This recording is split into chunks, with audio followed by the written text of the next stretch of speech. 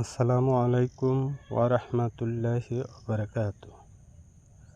প্রিয় দর্শক বন্ধুরা, আপনারা যে যেখান থেকে দেখছেন সকলকেই প্রীতি ও শুভেচ্ছা। তো চলে আসলাম আপনাদের মাঝে। এটা শশার চারা। তো ইতিপূর্বে যে ভিডিওটা দিয়েছিলাম, তো সেটাই এটা মাটিতে রোপণ করে দিয়েছি ইনশাল্লাহ। তো গাছটা সতেজ ও তরতাজা হয়ে গেছে। তো এটা মনে হয় না আর কোনো সমস্যা হবে। তো এটাও সোজা জাংলায় উঠে যাবে এইদিকে।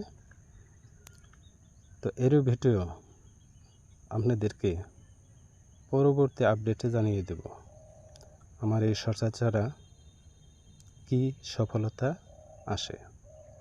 সকলকেই ধন্যবাদ। আসসালামু আলাইকুম।